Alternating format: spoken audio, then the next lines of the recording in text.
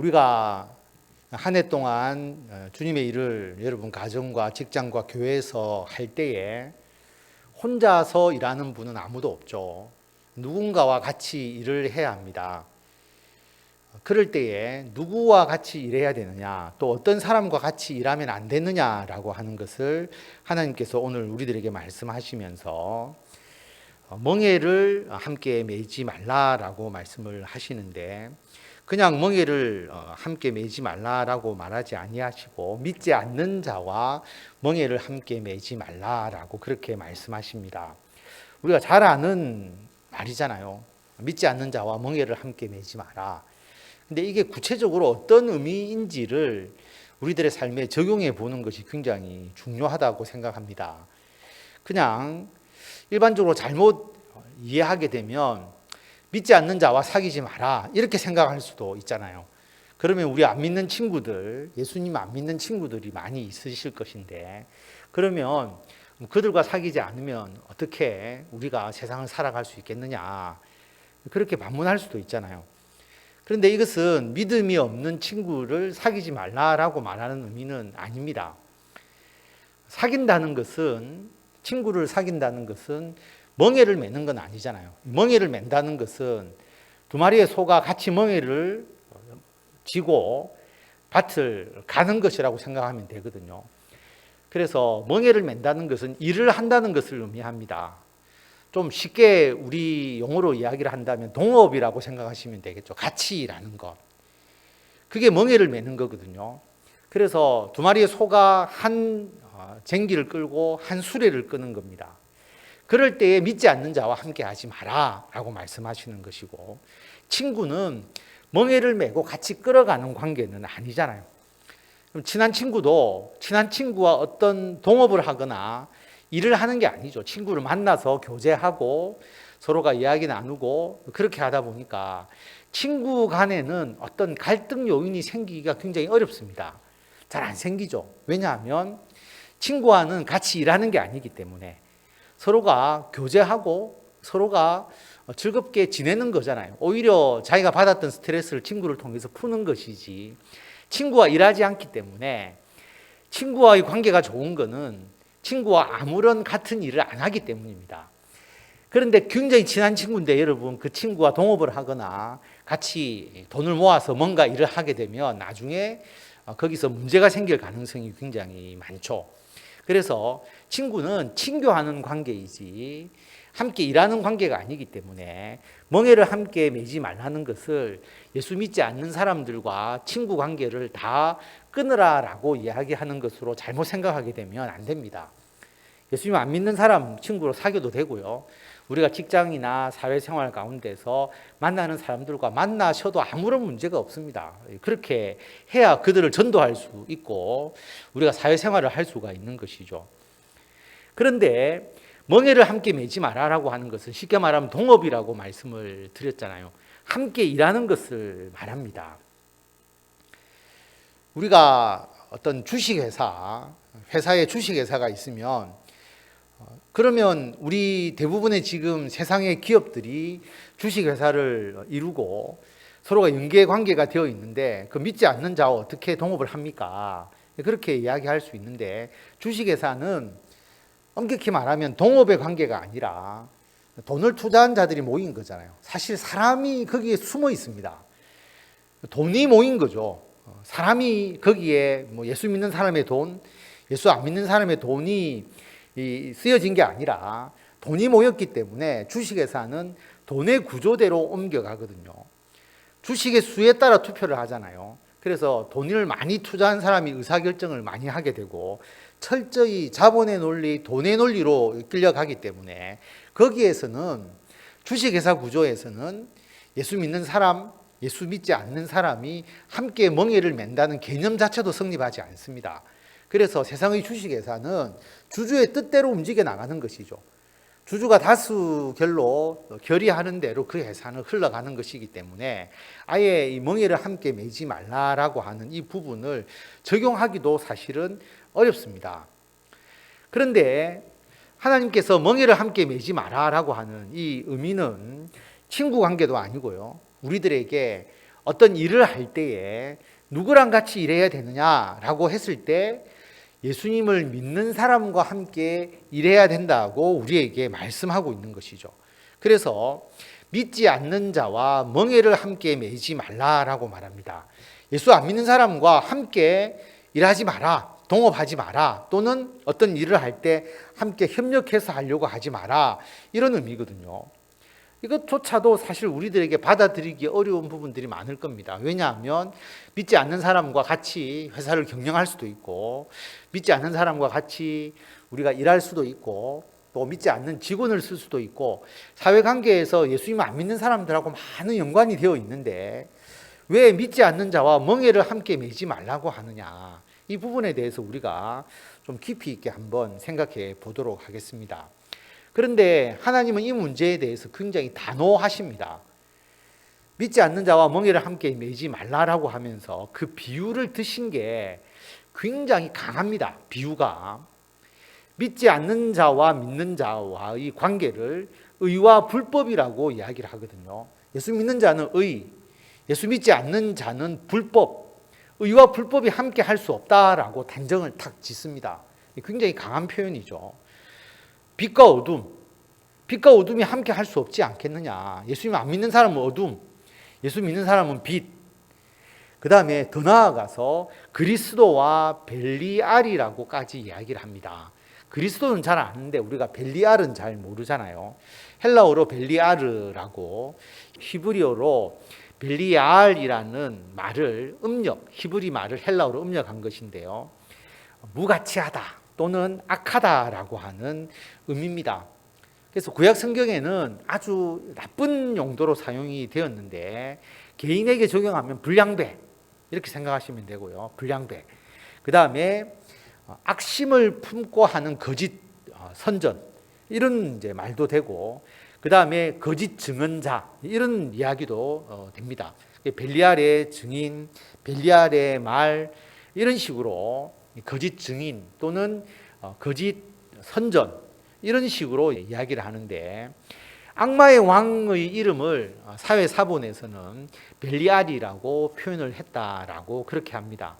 그래서 여기서는 이 벨리알은 우리가 쉽게 말하는 표현으로는 사탄이라고 생각하시면 됩니다.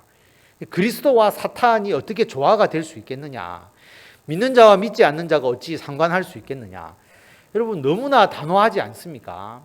우리가 사회생활을 같이 하는데 의와 불법, 빛과 어둠, 그리스도와 사탄, 이렇게까지 나누시니까 참 우리가 어떻게 해야 될지 걱정이 될 정도로 그렇게 단호하게 이 이야기를 하십니다.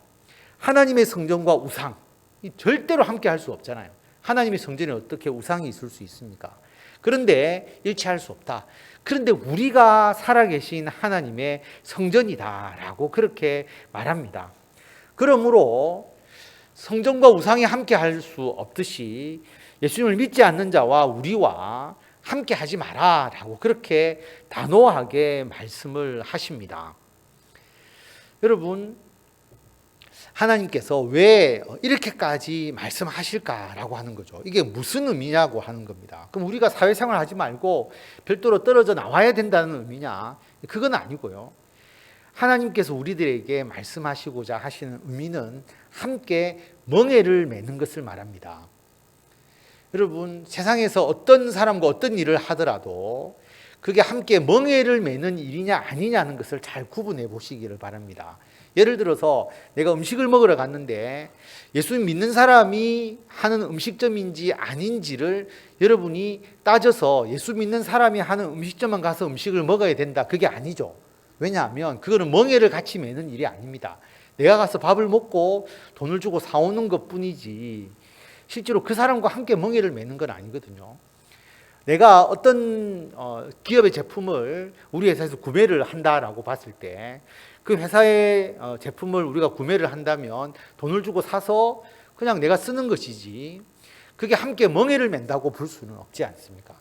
이 멍에를 맨다는 것은 소 두 마리가 꼼짝없이 같이 어깨에 그 멍에를 메고 함께 일을 하는 거니까 굉장히 밀접한 관계, 굉장히 함께하는 그런 관계를 맺는 걸 말하는 거거든요. 쉽게 떨어질 수도 없고 그리고 한 사람이 오른쪽으로 가려고 했을 때 다른 한 사람이 왼쪽으로 가려고 하면 일이 제대로 되지 않는, 그게 멍에를 매는 거잖아요. 소 두 마리가 한 방향으로 같이 나아가야 되는데 서로가 다른 마음을 품게 되면 제대로 일할 수가 없는 것이죠. 그것을 말하는 겁니다. 예수 믿지 않는 자와 그런 멍에를 함께 메었을 때 겪는 여러 가지의 어려움과 문제점이 반드시 일어날 것이다 라고 하는 것을 우리들에게 말씀하고 있는 것이죠. 왜 이런 일이 일어나느냐? 관점이 다르기 때문입니다. 도저히 합할 수 없는 그런 관점의 차이, 그것을 여기서는 분명하게 이야기를 하잖아요.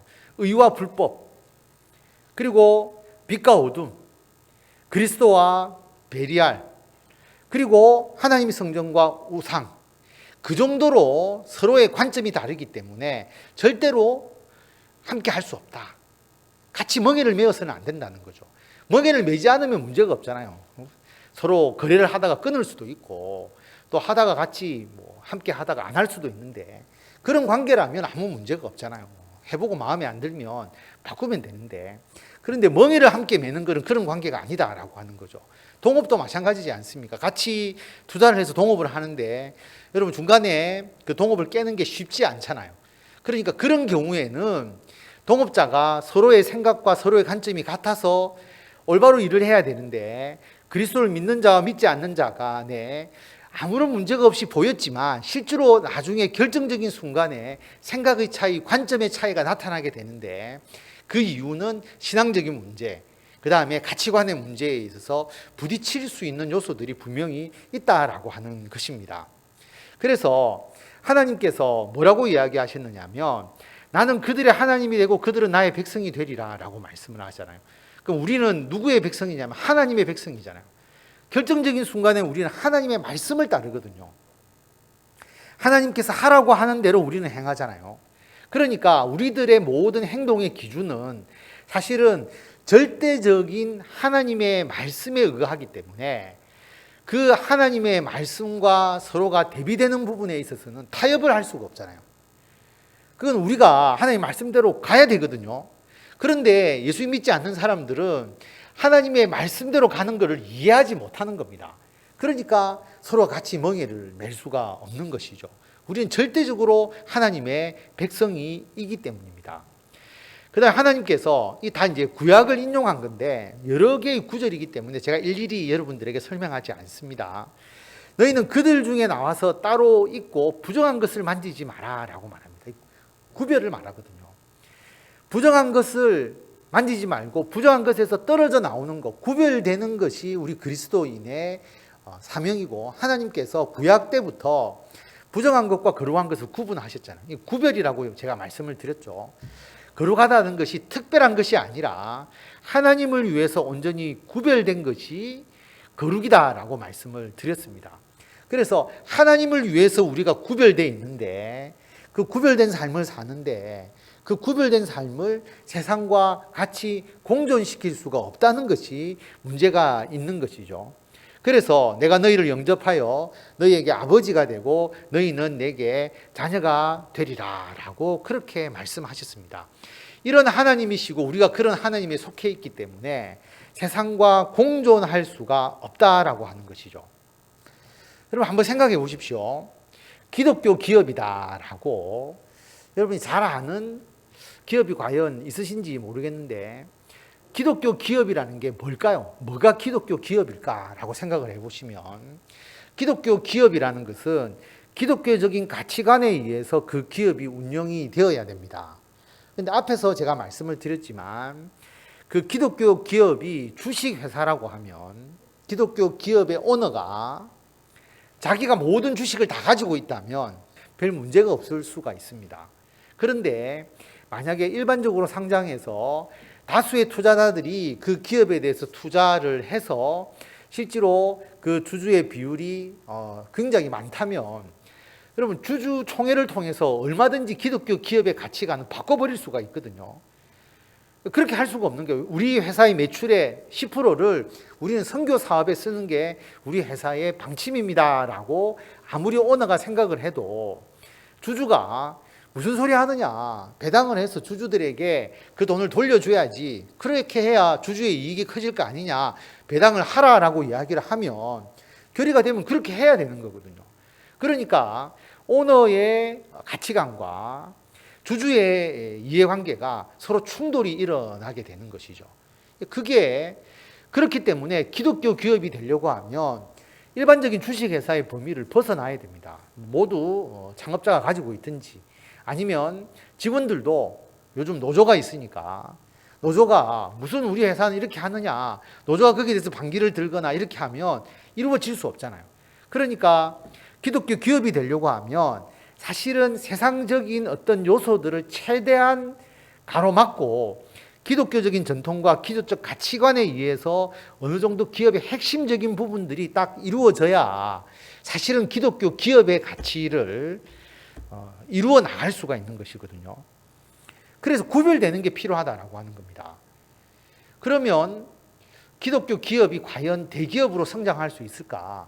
저는 거의 불가능하다고 봅니다. 왜냐하면 기업이 커지게 되면 당연히 일반적인 주식회사의 틀을 따를 것이고 일반적인 세상의 법, 일반적인 세상의 모든 규정들 이걸 따라가는데 어떻게 거기서 기독교적인 가치를 과연 나타낼 수 있을까? 어렵다고 하는 거죠. 그러려고 하면 기업을 키우는 것을 어느 정도 포기를 하든지 자기의 기업의 가치를 지키면서 기독교 기업으로서 우리가 나름대로 뭔가 하려고 하는 그런 요소들이 분명히 있어야 된다라고 하는 겁니다. 제가 지금은 정확하게 지배 구조를 모르겠지만 여러분 NC 예전에는 이랜드 기독교 기업이었잖아요. 이화여대 앞에서 그 옷을 판매하는 젊은 청년으로부터 시작이 되었습니다. 그래서 이랜드 그룹은 처음에 그리스도인들을 대부분 뽑았어요. 그리스도인들을 뽑았고 그리고 NC백화점 처음에는 주일날 문을 다 닫았죠. 그래서 제가 처음에 이 해운대 왔을 때까지인가요? 하여튼 주일날 문 닫은 때가 굉장히 오래 되었었습니다. 주일날 일을 하지 않는 철저한 그 주의를 지키는 기업이었고 나름대로 기독교 가치관에 의해서 여러 가지 간증에 대한 내용도 많이 나오고 책에도 여러 가지 그런 이야기가 나왔습니다만은 여러분 그게 지속될 수가 없거든요. 규모가 커지게 되면 잘 안 됩니다. 그게 그러다 보니까 지금 어느 정도 이제 워낙 계열 분리가 많이 되어서 실제로 어떻게 되어 있는지 제가 구체적으로 지배 구조를 잘 모르겠습니다만은 과연 기독교 기업으로서의 그 정신을 과연 가지고 있다고 할 수 있을까? 저는 좀 의문이라고 볼 수가 있습니다. 여러분 기업은 이윤을 추구하는 곳이니까 그렇다고 치더라도 기독교 사학, 지금 제일 문제가 되는 게 기독교 사학이죠. 학교. 기독교 정신에 의해서 설립을 해서 학교를 세웠습니다. 그래서 왜 학교를 세웠겠습니까? 그 학교를 통해서 기독교 정신을 가르치고 기독교에 대해서 아이들에게 뭔가 복음을 심겨주고 영향력을 주고 그래서 배출을 해서 기독교 인물을 키우도록 학교를 세운 거죠. 선교사님들이 세운 이유가 기독교 사학을 세운 이유가 그것 때문에 학교를 세웠잖아요. 그런데 문제는 기독교 사학이 그 기독교 사학의 정체성을 가지려고 하면 완전히 국가의 지원으로부터 독립된 형태로 나아가야 됩니다. 요즘으로 말하면 자사고 형태로 가서 정부가 간섭하지 마라. 우리가 교육 프로그램 짜고 예산도 우리가 알아서 행하고 이런 식으로 가게 되면 상관이 없는데 그렇지 않으면 문제가 되죠. 예전에 여러분 잘 아시듯이 왜 기독교 학교에서 체프를 하는 것이 문제가 있다. 나는 교회를 안 다니는데 왜 학교에서 의무적으로 체프를 하느냐. 그래서 학생이 그 문제를 제기를 하고 결국은 체프를 할 수가 없게 되어 있습니다. 학생들이 반대하면 체프를 못 하는 거죠. 그래서 의무적 체풀이라는 것이 기독교 사학에서 없어졌잖아요. 할 수가 없는 거죠. 그리고 지금도 많은 문제가 되는 게 뭐냐 하면 교사의 선발권을 누가 가지느냐, 교육청이 가지느냐, 아니면 기독교 사학에서 가지느냐, 이거 가지고 지금 논란이 되고 있지 않습니까? 다시 말하면 기독교 사학의 정통성을 가지기 위해서는 교사를 기독교인들을 뽑아야 되는데 그래야 그 가르치는 선생님이 기독교적 정신에 의해서 학생을 가르칠 수 있는데 그렇게 되지 못하니까 선생님을 다 기독교인으로 하지 못하게 되면 그 다음부터는 뭐 말만 기독교 사학이지 기독교 사학의 정통성을 나타낼 수가 없는 거죠. 일반 학교나 그냥 기독교 학교냐 사실은 차이가 점점 없어지게 되는 겁니다. 그게 나중에 비기독교인이 교수가 또는 뭐 선생님이 절반만 넘어서면 기독교 사학이라는 건 허울밖에 없지 기독교 정신을 전혀 가르쳐 줄 수 없게 되는 것이죠. 학생도 마찬가지지 않습니까? 학생이 선별권이 있어야 되는데 학생은 그냥 추첨에 의해서 다 배정이 되었는데 거기서 의무적으로 체포를 하고 성경 공부 시킨다면 누가 좋아하겠어요? 여러분은 그래도 되지라고 생각하지만 입장을 바꿔놓고 생각을 하면 우리 자녀가 불교 학교에 개통이 간 거예요. 만약에. 근데 의무적으로 거기 가서 예를 들어서 법회에 참석하도록 한다든지 불경을 외우라고 한다든지 그렇게 하면 여러분 반대할 거 아니겠어요? 거꾸로 생각하면 마찬가지라고 하는 거죠.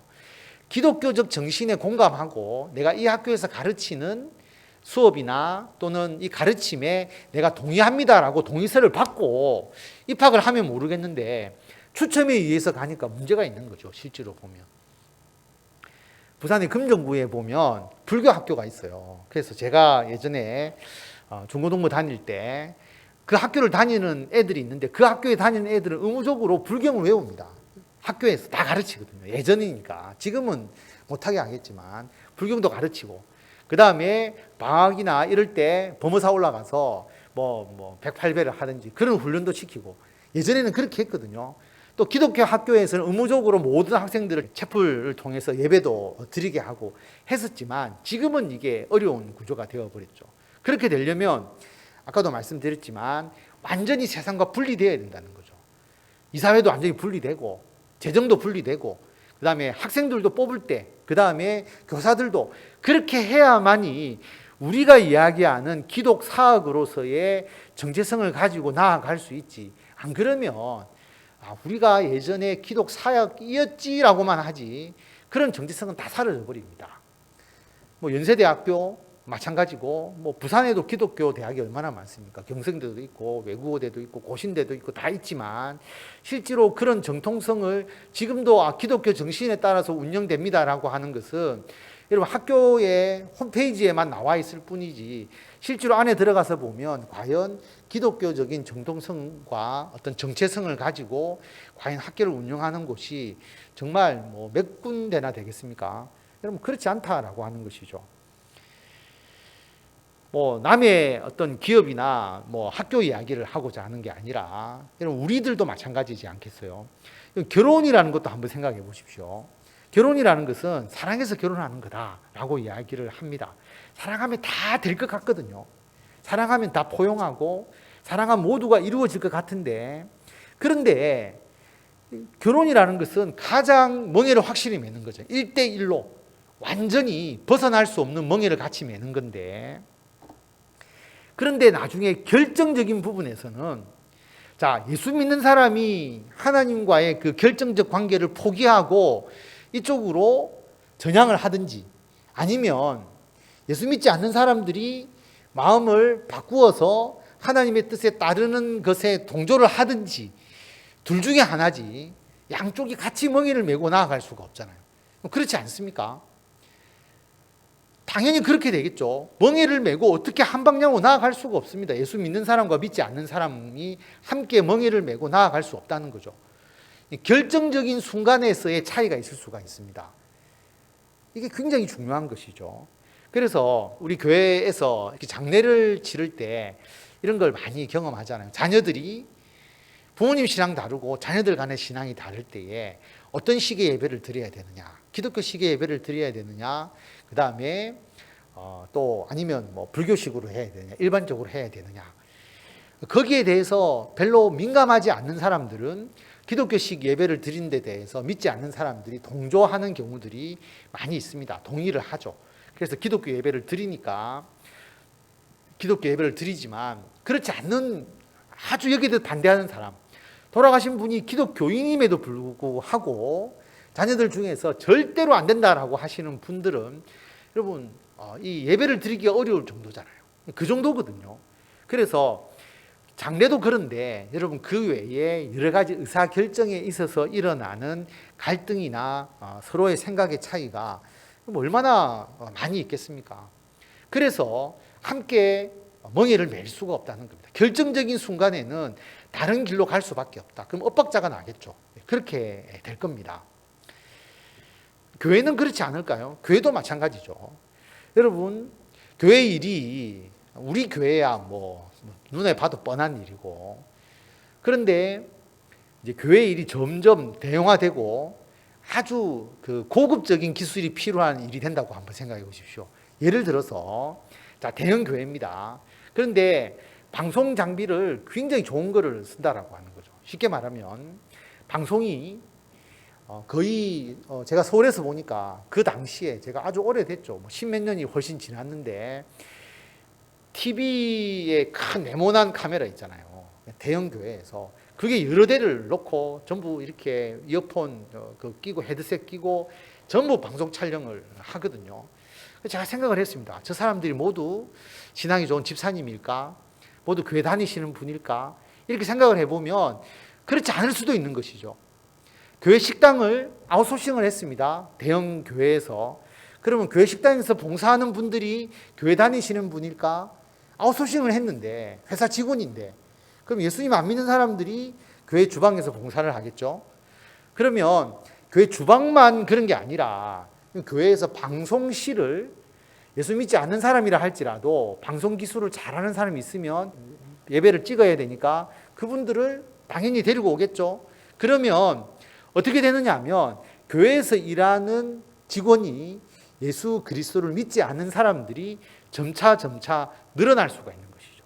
실제로. 그렇게 돼버립니다. 그럼 조금 더 나아가면 찬양대가 있는데, 자, 찬양대가 예수님을 열심히 신앙생활을 하는 사람, 그 다음에 예수님을 믿지 않는 사람, 이런 사람들 섞여 있을 수 있겠죠. 왜냐하면 찬양은 굉장히 잘하는데 예수님을 제대로 믿은 신앙이 부족하니까.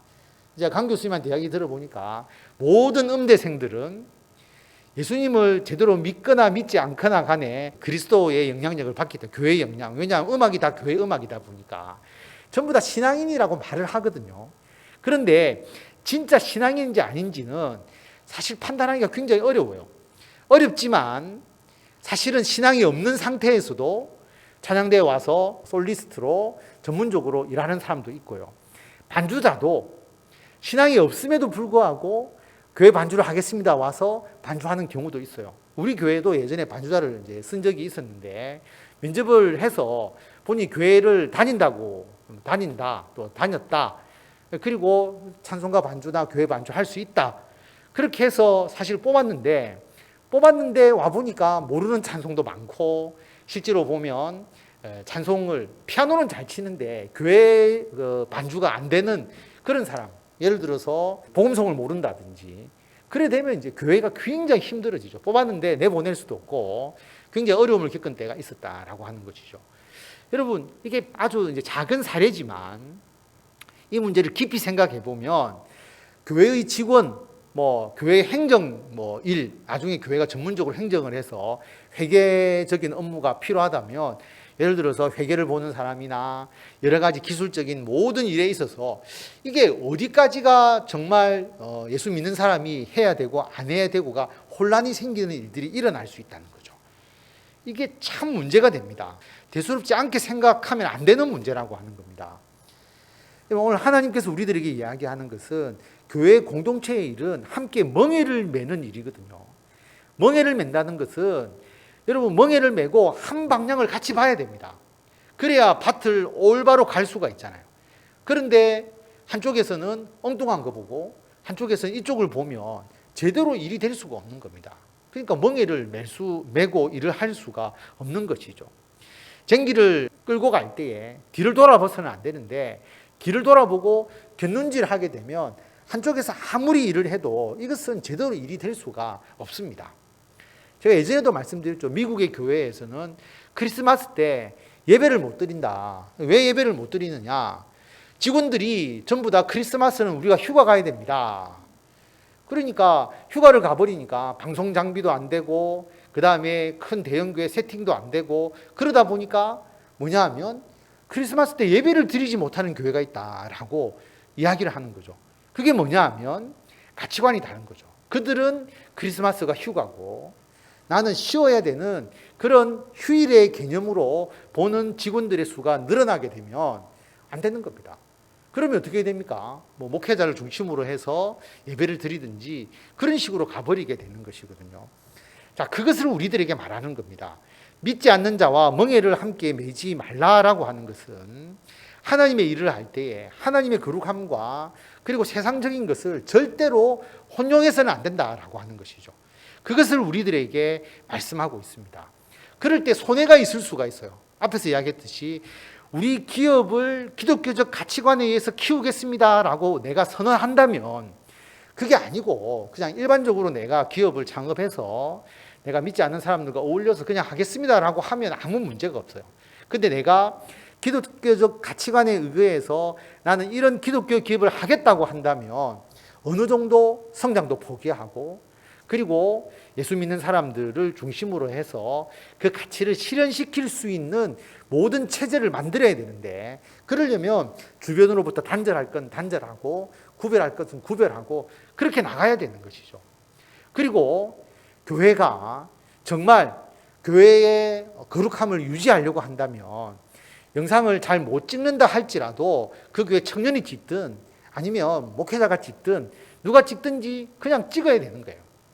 그리고 찬양을 잘 못해도 못하는 노래라도 그 교회에서 신앙이 좋은 분들이 찬양대원이 되어서 찬양을 해야 되는 것이죠. 그게 여러분 교회의 거룩함을 유지하는 거라고 하는 겁니다. 맛이 없고 힘들어도 교회 집사님과 권사님들이 식사를 준비해서 식사를 해야 하는 것이죠. 그게 교회의 거룩함을 유지하는 거다. 믿지 않는 자와 멍에를 함께 할 수 없다라고 하는 의미가 바로 그러한 것입니다.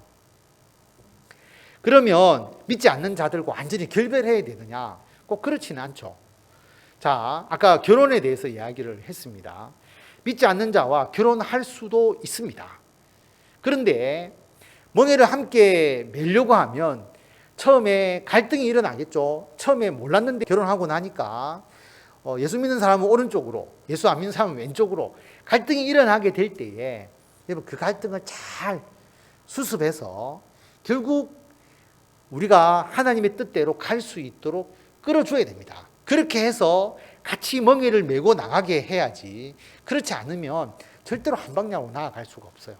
어렵지만 그 방향으로 이끌어줘야 되고 여러분이 직장 생활을 하면서 여러분의 직원이나 또 여러분이 사업하면서 함께 일하는 사람이 믿음이 없어서 가치관도 다르고 여러 가지 불협함이 있다면 여러분이 신앙의 선배로서 신앙의 리더로서 그들을 끌어주어서 하나님의 길을 가도록 만들어 주어야지 그렇게 되지 않고 그냥 어정쩡하게 타협을 하게 되면 타협이 된 것처럼 보이지만 여러분 오른쪽도 아니고 왼쪽도 아니고 원래 밭을 갈고자 하는 방향대로 엉뚱한 방향으로 나아가게 됩니다. 그래서 여러분이 거기에 대해서 확실하게 중심을 잡고 하나님의 뜻대로 나아가도록 하든지 아니면 같이 멍에를 매지 말고 아예 분리되어서 여러분들의 나름대로 하나님의 일을 행하든지 그런 것이죠. 여러분이 그쪽으로 따라갈 수는 없지 않습니까?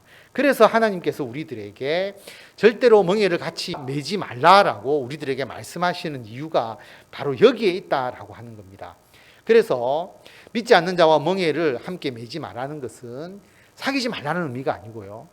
여러분들이 해야 되는 일들, 그리고 우리 그리스도인들이 해야 되는 모든 일들, 세상에서 기독교적 가치관을 가지고 행하려고 하면 그게 학교든 병원이든 또는 기업이든 무엇이든지 설사 교회도 해당된다고 하는 거죠. 믿지 않는 자와 멍에를 함께 매지 말고 믿지 않는 자와 멍에를 메었다면 그들을 하나님의 뜻에 맞도록 이끌어주고 인도해서 결국은 하나님의 일을 하도록 그렇게 만들어 나가는 것이 하나님의 뜻이라는 것을 기억하시고 한 해 동안 우리가 한 모든 일들을 돌아보시고 그게 잘 이루어지지 못한 부분이 있다면 혹 믿지 않는 자와 멍에를 같이 매면서 일어난 불협화음은 아닌지 그리고 내년도에는 여러분들이 더욱더 신앙의 리더로서 그 모든 부분을 하나님에 대한 믿음으로서 올바로 이끌어가서 좋은 열매, 하나님만을 바라보고 여러분 뒤로 돌아보지도 않고 옆으로 곁눈질을 하지도 않고 함께 하나님께서 이끌어 주시는 그 귀한 직무를 감당하는 저와 성도 여러분들이 다 되시기를 바랍니다.